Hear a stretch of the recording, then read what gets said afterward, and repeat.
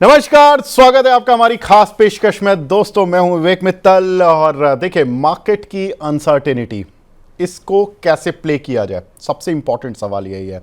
और उसमें भी जब आपका पोर्टफोलियो नीचे चल रहा हो और इंडेक्स अपने ऑल टाइम हाई से 5% केवल नीचे हो, और आप अपने पोर्टफोलियो को देखें कि 20% या 15%, 30%, इस तरह से दर्शकों के सवाल आते हैं कि उनके शेयर्स नीचे है।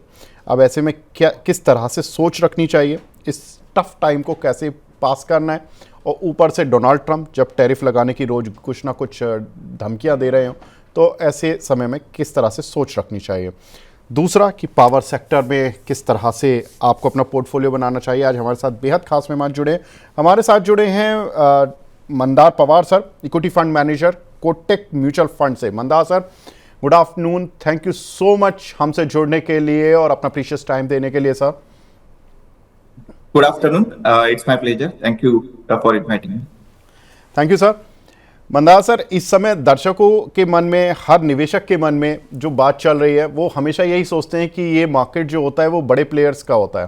मतलब बड़े लोग जो होते हैं, म्यूचुअल फंड्स होते हैं, एफआईज होते हैं, वो पैसा बना लेते हैं। आप तो म्यूचुअल फंड्स में ही हैं और फंड मैनेजर हैं। बातें क्या हो रही है सर इस समय, आप लोगों के सर्कल में क्या बातचीत हो रही है कि इस अनसर्टेनिटी को कैसे प्ले करें? ओके। देखिए, ये थोड़ी सी जो अनसर्टेनिटी मार्केट में चली आ रही है, खासकर ये टैरिफ की बातें लेकर, आई थिंक ये मुद्दा तो शायद ये नया है, लेकिन मार्केट में अनसर्टेनिटी तो बनी रहती है किसी ना किसी कारण से। इसके कई परिणाम अगर देखें, कई लॉन्ग टर्म के लिए हो सकते हैं क्या, तो अगर बातें अगर यही की यही रही, कुछ बदलाव नहीं आया, तो फिर उसके परिणाम जरूर है।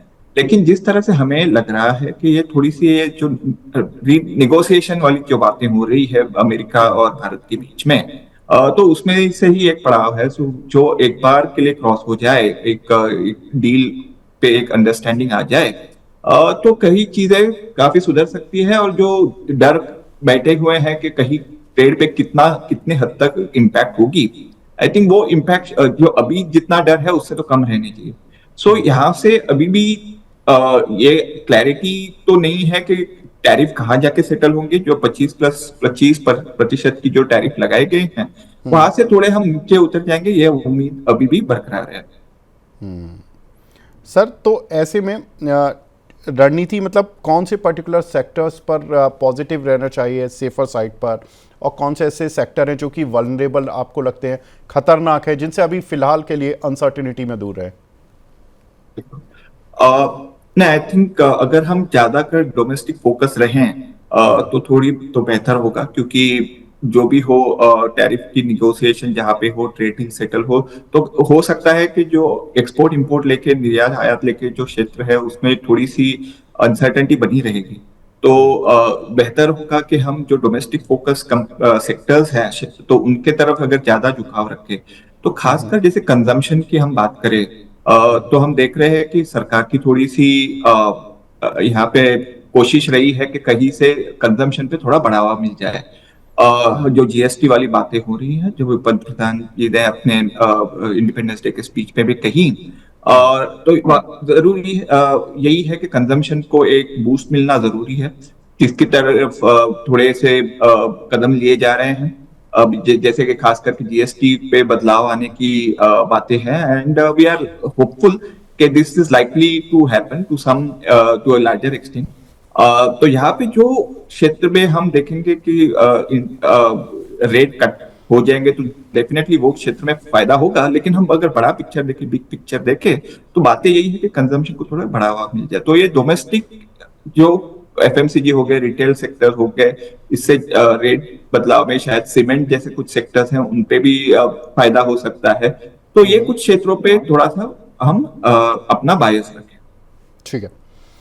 मंदार सर, एक चीज़ जो कि मैं दर्शकों को भी बता दूं, आपकी जो खासियत है वो यही है कि आप कोटक में एनर्जी अपॉर्चुनिटी फंड के फंड मैनेजर हैं और उसको काफ़ी क्लोजली देखते हैं।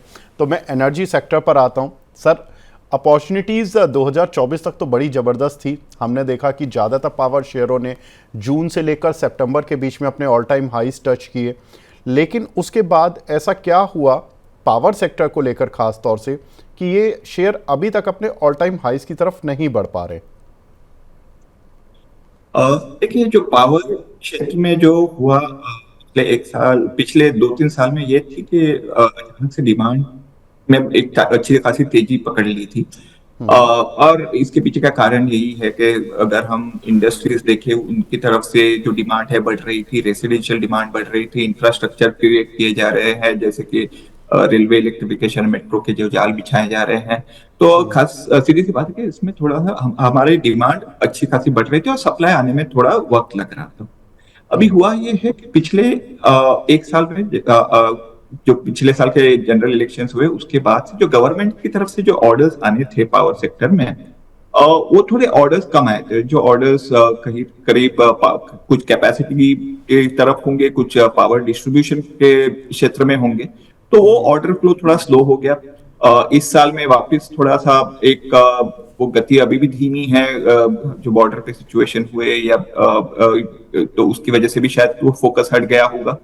लेकिन ये बात नहीं नकारा जा सकती कि एक क्षेत्र को ज्यादा देर तक इग्नोर नहीं किया जा सकता, क्योंकि जिस जिस तरह की सरकार की फोकस रही है कि मैन्युफैक्चरिंग में बढ़ावा दिया जाए, तो जाहिर सी बात है कि उसके पीछे पीछे जो पावर की डिमांड होगी वो तो काफी हद तक बढ़ सकती है। तो ये डिमांड पूरी करने के लिए भी सप्लाई करनी जरूरी है, और वो सप्लाई हम देख रहे हैं कि रिन्यूएबल्स के दौर से तो हो ही रही है। लेकिन साथ साथ में जो उसमें ट्रांसमिशन और डिस्ट्रीब्यूशन की भी जो जरूरत होगी, तो उसमें भी काफी निवेश किया जाएगा। तो हम यही उम्मीद में है, और हमें भरोसा भी है कि सरकार की इन्वेस्टमेंट साइकिल वापस इसमें पिकअप हो जाएगी और उससे इस क्षेत्र को डेफिनेटली फायदा होगा। सर, जिन निवेशकों ने देखिए, जिन्होंने म्यूचुअल फंड्स में पैसा लगाया पावर के, उनके लिए भी पूछूंगा, और दूसरा जिन लोगों ने इंडिविजुअली पावर स्टॉक्स लिए हुए हैं, I am talking about the good quality stocks की, जो लीडिंग पावर स्टॉक्स हैं, अगर उनके पोर्टफोलियो में उनका वेटेज ज़्यादा है तो वो कितना रिटर्न एक्सपेक्ट कर सकते हैं अगले 2 से 3 साल में कि पावर शेयर उनको डिलीवर कर पाएंगे? अगला 2 साल 3 साल का अगर हम टाइम होराइजन रखें तो ये अच्छा है, क्योंकि शॉर्ट टर्म में हो सकता है कि ऑर्डर्स आने थोड़ी मुश्किल हो सकते हैं, तो कम से कम 2 से 3 साल की तो टाइम होराइजन रखनी चाहिए। उससे ज्यादा रखो तो और बेहतर हो सकता है। कितने रिटर्न बन सकते हैं? देखिए, हम मार्केट में ये तो उम्मीद करते ही हैं जो लॉन्ग टर्म रिटर्न रही है मार्केट की, जो कि करीबन समझ लो 14 या 15% एनुअलाइज रिटर्न रही है मार्केट की, तो वो आगे जाके भी बन सकते हैं अगर इन्वेस्टमेंट हो रहा है कम से कम 3 साल का रखे। उससे ज्यादा रखे तो और बेहतर होगा। और उसी में energy as a sector can deliver better return than this market return. और इसके पीछे का कारण वापस वही है कि जैसे हम एक्सपेक्ट कर रहे हैं कि अपनी अर्थव्यवस्था यहाँ से भी बढ़ती जाएगी, और जब बढ़ते जाएगी तो उसमें मैन्युफैक्चरिंग का बड़ा हिस्सा होगा, और जो मैन्युफैक्चरिंग के पीछे इसमें बिजली की मांग भी बढ़ती जाएगी, और उसके पीछे हम देख रहे हैं कि जो लोगों की इनकम लेवल्स है वो भी सुधरती जा रही है, जिसका मतलब है कि रेसिडेंशियल डिमांड है तो वो भी बढ़ती जा रही है, क्योंकि घर पे अप्लायंसेस बढ़ रहे हैं तो रेसिडेंशियल डिमांड भी बढ़ जाएगी। साथ साथ में कुछ नए क्षेत्र भी उभर के आ रहे हैं, जैसे कि ईवीज है या डेटा सेंटर्स हैं, तो उधर भी एनर्जी की डिमांड काफी बढ़ जाएगी। तो सरकार को ये सेक्टर पे अपना ध्यान बना रहेगा, इस पे से नजर तो हटेगी नहीं, क्योंकि अगर वैसा हो तो हम किसी पावर क्राइसिस की तरफ मुड़ सकते हैं, तो सरकार नहीं चाहेगी कि वो सिचुएशन आ जाए। So definitely we think this will be one priority sector for the government. तो उसमें जो निवेशक है जिन्होंने पावर सेक्टर में या पावर स्टॉक्स में निवेश करके रखे हैं, तो डेफिनेटली इसको होल्ड किया जाए, अच्छे रिटर्न की एक्सपेक्टेशन रख सकते हैं। बस वही है कि टाइम होराइजन आपको रखना पड़ेगा 2-3 साल। हो सकता है कि उसके पहले भी अगर रिफॉर्म में पिकअप आ जाए सरकार की, अगर इस पे अटेंशन अगर अर्जेंसी दिखाएं, तो शायद रिटर्न जल्दी भी बने, लेकिन हम 2 से 3 साल एज ऑन सेफर साइड पकड़ के चलना चाहिए, और उससे आगे रहोगे तो definitely it will be even more rewarding. बिल्कुल सर, कितनी अर्निंग ग्रोथ आप एक्सपेक्ट कर रहे हैं कि इन पावर कंपनीज में रहेगी एनुअल बेसिस पर अगले 2 से 3 साल? ओके, देखिए, अगर हम पूरी एनर्जी सेक्टर की बात करें तो पावर एक हिस्सा हो गया उसमें, साथ साथ में उसमें दूसरे सब सेक्टर भी आ जाते हैं, जैसे कि ऑयल एंड गैस भी एक एनर्जी का भाग हो, साथ साथ हम एनर्जी सेक्टर जब देखते हैं तो हम साथ में ये भी देख रहे हैं उनसे जो जुड़े दूसरे सेक्टर होंगे, जैसे कि कैपिटल गुड्स। तो जो कंपनीज होंगे जो इक्विपमेंट प्रोवाइड कर रही हैं या ईपीसी काम कर रहे हैं पावर क्षेत्र के लिए, तो उनको भी ज्यादा फायदा होगा। तो सिर्फ पावर यूटिलिटीज तक सीमित ना रहते, उसके जो जुड़े हुए हैं ऑयल एंड गैस या कैपिटल गुड्स या केमिकल्स या कंज्यूमेबल्स, ऐसे कुछ क्षेत्र हैं, तो उनमें भी अच्छे अर्निंग्स ग्रोथ देखी जा सकती है। तो हम अभी एक साइकिल की शुरुआत में हैं। तो साइकिल की शुरुआत में खासकर जब इन्वेस्टमेंट हो रहे हैं तो equipment providers, EPC companies, capital goods, इनको से ज्यादा फायदा हो सकता है। तो उसमें हम एक्सपेक्ट करते हैं कि अर्निंग्स ग्रोथ जो हम करीबन एक्सपेक्ट करते हैं कि ओवरऑल ब्रॉडर मार्केट में करीबन 15-16% की अर्निंग्स ग्रोथ होती है निफ्टी की, लेकिन इस साल हम शायद उसको कम देखेंगे। शायद से हम सिंगल डिजिट में ये अर्निंग्स ग्रोथ देखेंगे। फाइनेंशियल ईयर 26 में हो सकता है करीबन हम 9-10% की अर्निंग्स ग्रोथ निफ्टी में एक्सपेक्ट करेंगे। पावर यूटिलिटीज में शायद उससे बेटर रहेंगे। कैपिटल गुड्स में डेफिनेटली ये हम जो मिड टीन्स टाइम या क्लोजर टू 15 से 20% के बीच की जो ग्रोथ होती है उस तक की अपेक्षा रख सकते हैं। इसका रीजन ये भी दिख रहा है क्योंकि कुछ कंपनीज हैं खासकर ट्रांसमिशन डिस्ट्रीब्यूशन सेक्टर में जहाँ पे उनकी ऑर्डर बुक में काफी बढ़िया ग्रोथ हुई है, और वो एक क्षेत्र है जहाँ पे थोड़ा काम हो रहा है। प्राइवेट सेक्टर से अभी तक थोड़ा सा कंट्रीब्यूशन या नए ऑर्डर नहीं आ रहे, बट गवर्नमेंट डेफिनेटली उस पे काम चालू कर चुकी है। So definitely we should expect a better earnings growth and this should not be looked at just from the current financial year, क्योंकि ये लॉन्ग जेस्टेशन प्रोजेक्ट होते हैं। तो इनकी अर्निंग्स ग्रोथ आप 2-3 साल के हिसाब से देखी जानी चाहिए। बिल्कुल सर, आपने एनर्जी में ऑयल एंड गैस की बात की, तो मैं ऑयल एंड गैस पर बस शिफ्ट ही हो रहा था क्योंकि बहुत सारी अनसर्टेनिटी है due to the Russian oil tariff की। रशिया से हम ऑयल ले रहे हैं, टैरिफ लग रहा है 25% का, और नेक्स्ट वीक तक शायद इस पर क्लैरिटी भी आ जाएगी बिकॉज 27 अगस्त उन्होंने लास्ट डेट रखी हुई है। उस पर क्लैरिटी उनको अमेरिका वालों को भी देनी ही है। कैसे देख रहे हैं सर सिनारियो, अगर 25% टैरिफ एडिशनल लगता है ऑयल एंड गैस सेक्टर के लिए हमारे ऊपर, ऑयल एंड गैस सेक्टर की वजह से हमारे ऊपर, और अगर नहीं लगता है तो बोथ द केसेस में हमारा सिनारियो एनालिसिस क्या होना चाहिए ऑयल एंड गैस सेक्टर के लिए? जब ये प्रेसिडेंट ट्रंप ने जो टैरिफ लगाए थे उसके बाद भी ये फिर से दोहराया गया सरकार की तरफ से कि हम हमारे रशिया से परचेसेस रखे हैं, और जो हमारी समझ में है अभी भी ऑयल कंपनीज ने उनकी ट्रेड्स में कुछ बदलाव लाया नहीं है। तो इसलिए लग रहा है कि शायद ये हमारी जो रशिया से खरीदी है शायद अभी तक चालू रहेगी, और अगर वो है तो जो इनकी तेल कंपनियों की जो प्रॉफिट में जो उनको थोड़ा सा फायदा होता है with the discounts on Russian crude, I think they will continue to get that. लेकिन अगर हम वर्स्ट केस सिनेरियो पकड़ भी ले कि अगर सरकार को पीछे हटना पड़ा और अगर उनको यहाँ से अगर उनकी क्रूड परचेस कम करने लगे तो हो सकता है वो रिफाइनिंग कंपनीज के लिए वो उनके अर्निंग्स के पर्सपेक्टिव से थोड़ा सा एक नेगेटिव इम्पैक्ट जरूर होगा अगर रशियन क्रूड परचेसेस रुका दिए जाए, क्योंकि अभी तक हम देखे जाएं तो करीबन 1/3 हिस्सा रशियन क्रूड से आ रहा है, जिस पे करीबन $1.5 से $2 की डिस्काउंट मिल जाती है compare to the global crude price. तो उनके अर्निंग्स में वो उनको उसका मुनाफा होता है, वो थोड़ा सा अगर थम जाएगा। But like we also look at the other side of their business, जो कि अगर हम ओवरऑल ऑयल प्राइस देखें तो ऑयल प्राइस थोड़े नीचे है, तो ऑयल प्राइस नीचे होने की वजह से थोड़ा मार्केटिंग में उनको थोड़ा फायदा हो रहा है, तो वहां से उनकी अर्निंग्स पे थोड़ा सा एक इम्पैक्ट ऑफसेट हो जाता है। और उस वजह से इनकी वैल्यूएशंस भी अगर हम देखें तो अभी हिस्टोरिकल की जो वैल्यूएशन है उससे नीचे ही चल रहे हैं। तो there is some bit of a comfort which we see in this oil company. तेल कंपनियों में अभी भी वैल्यूएशन का सपोर्ट है, एंड तो इसलिए हमें लगता नहीं है कि ज्यादा इस पे नेगेटिव इम्पैक्ट होगा। जी सर, आपने बोला कि ग्रॉस रिफाइनिंग मार्जिन्स थोड़े से हिट हो सकते हैं। ज़्यादातर कंपनीज के बारिंग जो देश की लीडिंग कंपनी रिलायंस, उसको छोड़कर ज़्यादातर कंपनीज $6 से $8 तक का ही मैक्सिमम ग्रॉस रिफाइनिंग मार्जिन्स ले पा रहे हैं, और कुछ कुछ कंपनीज के तो $4-5 भी रहते हैं। सिंगापुर GRM से ज़्यादा प्रीमियम नहीं मिल पाता उनको। ऐसे में अगर $2 का डिस्काउंट भी ख़त्म हो जाता है और we have to import from somewhere else, तो ये जो $2 जो एक्स्ट्रा बिट ऑफ डिस्काउंट जा रहा था जीआरएम्स में, वो मतलब इनकी अर्निंग को कितना % तक डेंट कर सकता है? तो जैसे मैंने बताया, करीबन एक तिहाई हिस्सा रफली क्रूड बिल्कुल। रशिया से आ रहा है, तो अगर गणित लगा तो करीबन 70-80 सेंट का इम्पैक्ट पड़ता है उनके जीआरएम पे, जो आज के दिन में शायद वो $6 कमा रहे होंगे।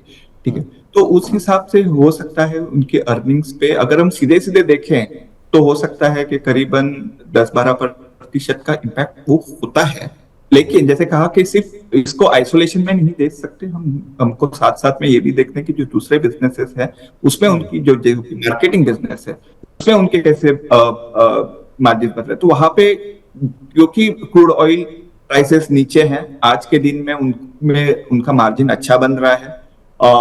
लेकिन ये बात भी ध्यान में रखनी जरूरी है कि शायद हो सकता है आगे जाके सरकार की तरफ से कुछ कदम बढ़ाए जाए कि जैसे कि शायद अगर एक्साइज ड्यूटी बढ़ जाए या फिर जो पेट्रोल डीजल प्राइसेस जो रिटेल प्राइस है वो घटाए जाए तो मार्जिन कम हो जाएंगे। तो वो चीजों पे भी थोड़ा ध्यान रखना जरूरी होगा।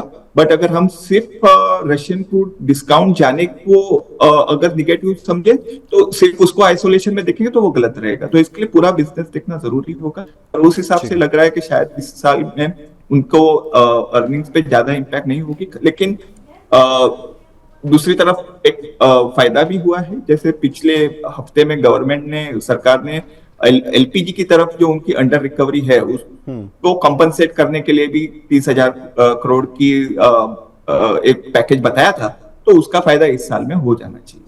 बिल्कुल सर, आपने शो की शुरुआत में बताया था, लास्ट क्वेश्चन है ये कि एनर्जी सेक्टर में 3 पार्ट मेन होते हैं, पावर सेक्टर, इक्विपमेंट सेक्टर और ऑयल एंड गैस सेक्टर। अगर किसी को एनर्जी सेक्टर में म्यूचुअल फंड में है तो ऑफ कोर्स वो तो एक डाइवर्सिफाइड उसको बास्केट मिल ही गई, लेकिन अगर किसी के पोर्टफोलियो में रिटेलर्स के पास स्टॉक्स हैं तो प्रायोरिटी किसको देनी चाहिए इन तीनों सेक्टर में कि उसको अपने पोर्टफोलियो का इतना % हिस्सा रखना ही है इस सेक्टर में, तो प्रायोरिटी किस तरीके से देना चाहिए उसको? सो जैसे एक तो है कि एनर्जी एज एक्सपोजर पोर्टफोलियो में रहना चाहिए, क्योंकि जैसे हमने कहा बड़े लंबे दौर तक एनर्जी की डिमांड बढ़ी रहेगी और बढ़ती रहेगी, तो इसमें इन्वेस्टमेंट के नए अपॉर्चुनिटीज आते रहेंगे, साथ साथ में रिन्यूएबल जैसे क्षेत्र उभरते आ रहे हैं। अभी इसमें किसमें इन्वेस्ट करें बिटवीन दिस सब सेगमेंट्स, ये कुछ एक्सटेंट इन्वेस्टर की एक प्रेफरेंस पे भी होगा, क्योंकि हो सकता है कोई इन्वेस्टर निवेशक है जिसको कोई गुड कंपाउंडिंग स्टोरीज अच्छी लगे, तो हो सकता है उसमें वो जो कैपिटल गुड कंपनीज है वो बेहतर रहती है।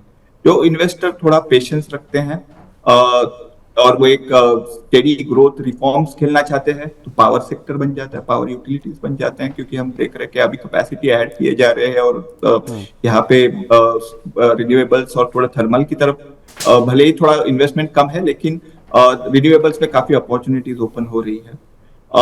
जो वैल्यू इन्वेस्टर होते हैं तो उनके लिए वो ऑयल एंड गैस क्षेत्र देखा जा सकता है, क्योंकि ये जो कंपनीज हैं काफी सालों से थोड़ा अंडर परफॉर्म कर गई है ब्रॉडर मार्केट के तुलना में।